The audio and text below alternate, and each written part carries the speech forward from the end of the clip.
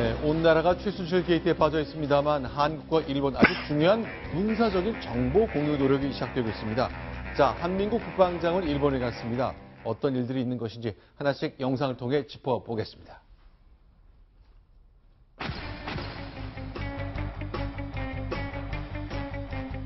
야3당과 국민이 반대하는 사안을 밀어붙이겠다고 하는 것은 그것은 야당과 국민이 우습다는 말밖에 되지 않습니다.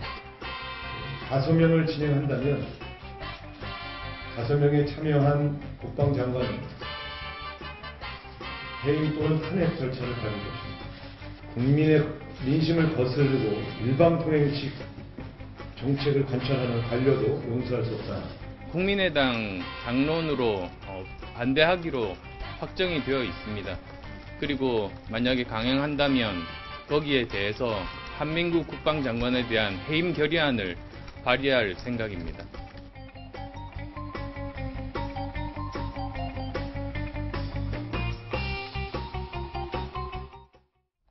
네, 지금 보신 것처럼 야당 3당 모두 한 목소리를 반대하고 있습니다. 도대체 한국과 일본이 뭘 하려는 것인지, 또 왜 이것이 문제이고 왜 야당은 반대하는지 지금부터 알아보겠습니다. 자, 이정훈 편집위원 나오셨는데요. 정리를 좀 해주십시오. 네. 한국, 일본 간의 군사정보를 어떻게 한다는 겁니까? 네, 지금 양국의 정보기관이 있습니다. 우리나라에서는 국정원도 있고 국방부의 정보본부도 있는데 일본은 국가정보원 같은 기관은 없고요. 근데 그쪽에서 각각이 구한 군사정보를 서로 바꾸는 겁니다. 바꿔서 보는 건데 저게 뭔가 하면은 상대국이 준 정보는 군사기밀이 자기네에서는 대위비 1급, 2급 지정할 거 아닙니까? 그렇게 받은 거를 우리나라 기준과 똑같이 보호해준다는 게 정보보호협정입니다. 자, 그러니까 2년 전에 맺은 한미일 3국의 정보 공유 약정. 이제 흔히 한과 미국은 군사동맹이니까 다 공유하잖아요. 네. 미국과 일본도 군사동맹이니까 다 공유하는데 우리와 일본은 간접 공유해왔던 거잖아요. 그렇죠. 삼각형으로 3쿠션을 해왔던 건데요. 저 네. 시스템에서 문제는 뭔가 하면 시간입니다. 네. 정보라고 하는 거는 전투기가 떴다 그러면은 불과 10분이면 서울 상공에 도달할 텐데 네. 2시간 후에 그 정보를 받으면 무슨 소용이 있습니까? 네. 그래서 시간성에서의 문제가 있기 때문에 일본하고 바로 협정을 맺으려고 하는 겁니다. 그러니까 조금 더 구체적으로 얘기를 해 주십시오. 그러니까 어떤 정보를 그동안에는 미국을 거쳐서 일본이 확보한 정보를 우리가 얼마만큼 걸려 받았는데 앞으로 어떻게 달라진다. 이런 설명이 가능합니까? 지금 미국은 이제 지구를 돌아가는 키홀이라고 하는 위성으로 감시를 합니다. 근데 그것이 한 대가 하루에 지구 13바퀴를 돌거든요. 네. 그러면 그중에서 한반도를 지나가는 건 하루에 한 번 정도밖에 안 되겠죠. 그다음에 한반도도 지구 북극에서 남극으로 보게 되면 그 긴 노선 중에 하나니까 불과 한 5분밖에 안 지나갑니다. 그러면 나머지 한 23시간 55분은 못 보는데 그때 우리 위성이 지나가면서 보고 또 다른 나라가 봐주고 일본도 봐주고 하게 되면은 빈 시간이 굉장히 줄어들 수 있는 거죠. 그래서 우리가 여러 나라랑 협정을 맺고 이제 이렇게 정보를 제공받고 있고 반대로 우리는 그런 나라에 대해서 우리나라 위성도 우리나라 지나갈 때 외에는 13번은 다른 나라 지나가지 않습니까? 그런 정보를 바꿔주는 건데 저걸 저렇게 위성이나 또는 일본이 이지스 구축함도 우리보다 훨씬 많고 해서 저런 것으로 정보를 교환하게 되면 북한이 미사일을 쐈다는 걸 훨씬 더 빨리 알 수 있죠. 정확하게 알 수 있고요.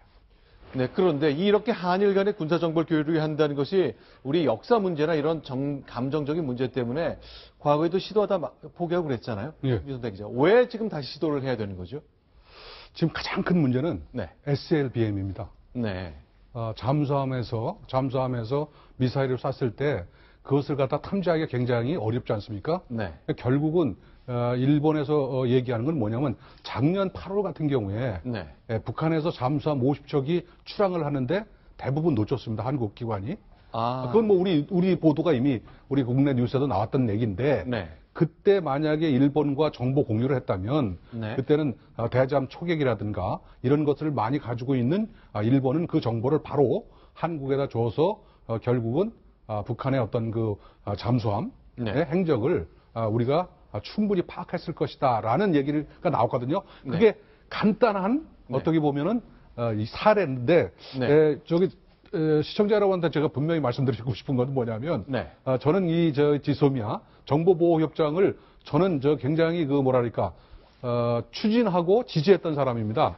8월에 제가 3개월 전에 동아일보에 제 이름을 걸고 이미 한일 정보보호협정 피할 이유 없다라는 네. 그런 그 칼럼을 쓸 정도로 네. 저는 이 정보보호협정에 대해서 네. 지지하는 사람이라는 것을 말씀을 드리고요. 네.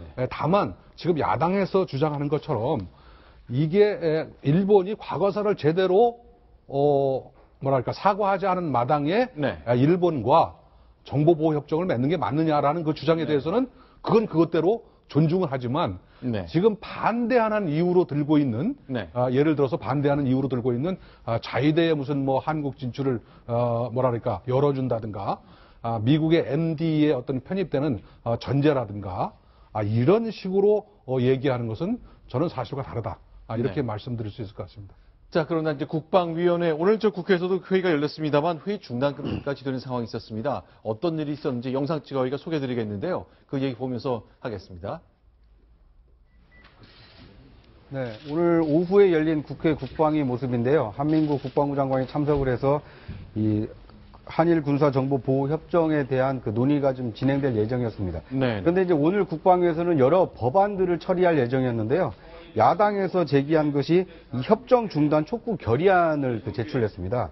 그래서 이제 야당에서는 법안만 처리할 것이 아니라 이 협정 중단 촉구 결의안도 함께 처리하자 이렇게 입장을 밝혔는데 새누리당에서는 법안 먼저 처리하고 나중에 이 그 협정 중단 촉구 결의안을 처리하면 어떻겠느냐. 이제 이원화 전략을 얘기하니까 야당 측에서 반발을 했고요. 그래서 파행이 계속되다 보니까 김영우 국방위원장이 이 회의를 결국 중단시켰습니다. 그런데요, 이제 우리가 걱정하는 것이 이제 아베 총리가 들어온 다음에 이 우경화가 진행되고 있고 또 헌법 개정을 통해서 전쟁을 할 수 있는 일본이 되겠다고 선언을 했고 그런 것 때문에 우리가 과연 군사 정보를 교류하는 것 이게 가능한 건지 많은 사람들이 이제 궁금해하고 있습니다. 사실 우리가 일본하고는 군사 훈련도 지금 같이 하고 있는 사이잖아요. 아닙니다. 군사 훈련은 하지 않고 있고요. 네. 그 해상에서 어떤 배가 사고가 났거나 테러를 당했을 네. 때 그걸 같이 구해주는 그 탐색 구조 훈련 정도만 하고 있고요. 전투와 관련된 훈련을 하고 있지 않습니다.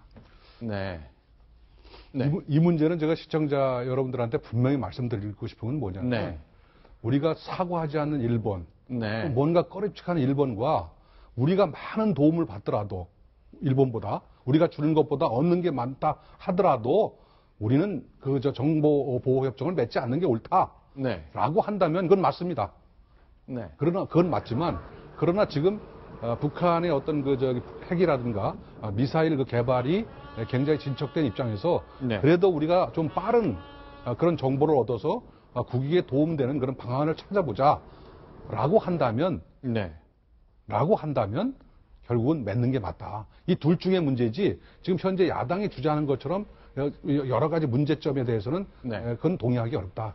이런 게 결론입니다. 근데 노회찬 의원 얘기를 보니까요. 이거 우리가 정보 교류하면 일본 자위대가 한반도에 진출할 가능성이 있다 이렇게 얘기하거든요. 그건 맞는 얘기입니다. 아니, 증거를 좀 대라 그러십시오. 지금 노 의원이나 아까 네. 우 대표나 쭉 보면서 제가 드리고 싶은 말씀은 심 대표도 그렇고 이 민주 정치의 큰 단점 중에 하나가 잘못하면 중구 정치로 갈 수 있습니다.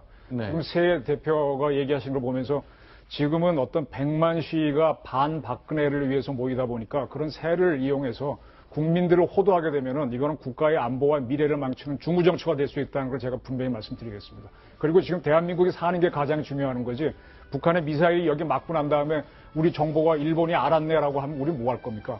그래서 죽고 사는 문제는 어떠한 것보다도 양보할 수 없기 때문에 우리가 좀 자존심이 상하는 일이 있더라도 일본하고 저걸 같이 해서 우리의 안보를 하는 게 안보를 우선하는 게 저는 옳다고 봅니다. 제가 뭐 일본을 자주 왔다 갔다 합니다만 지금 자위대가 한국에 들어오는 거를 용인한다고 그러는데요. 네. 일본 분위기는 전혀 다릅니다. 왜냐하면 가능하면 한반도에 들어오지 않을 방법이 뭐냐를 논의하고 있습니다. 오히려 거꾸로요? 거꾸로 하고 있습니다. 왜냐하면 굉장히 여기가 복잡하고 굉장히 자기 국익에 엄청나게 도움이 되지 않는 한은 여기 들어와서는 뭐랄까요. 발목을 잡힐 가능성이 높다는 것이 일반적인 저거기 때문에 거꾸로 논의를 한다는 것이고 또 하나는요. 이 정보보호협정이요. 27년 전에 1989년에 네. 우리가 먼저 요구했던 겁니다. 네. 우리가 먼저 요구를 해갔는데 국민적 감정 때문에 여기까지 왔는데 이제 야당이 저는 분명히 말씀드리지만 만약에 야당이 정권을 잡는다 하더라도 네. 만약에 SLBM이 더 강화가 되거나 그러면 야당도 어쩔 수 없이 맺을 밖에 없는 그런 협정이다. 러시아하고도 맺고 있는데 네. 왜 일본하고 못 맺겠습니까? 네.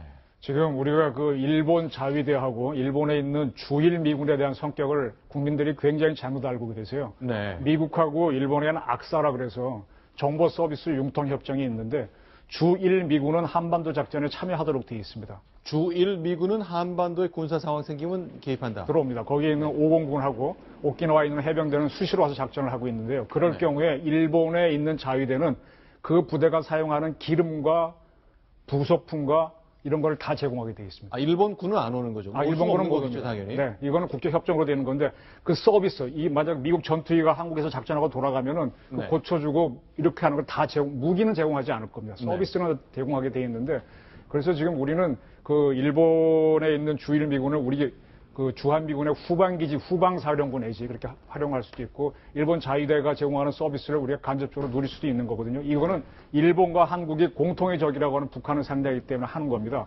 그래서 저는 일본을 너무 두려워하지 마시고 우리가 지금 우리하고 일본하고 국방비 차이가 걔네들이 한 500억 달러, 우리가 400억 달러쯤 됩니다. 큰 차이도 없습니다. 1대1로 맞붙으면 질 것도 없고요. 그래서 대등한 마음으로 하시면 저는 아주 국가 발전에 훨씬 도움이 될 거라고 자신 있게 말씀드리겠습니다. 네, 알겠습니다. 자, 일단 야당에서 만약에 서명할 경우에는 국방장관 탄핵하겠다고 했습니다. 지금 정치 분위기상 어쩌면 야당이 마음 먹으면 이제 공성 전선을 펼 수도 있습니다. 이 사안이 지금은 좀 잠잠해 있습니다만 오늘 이후 아주 크게 주목받게 될 가능성이 매우 커졌습니다.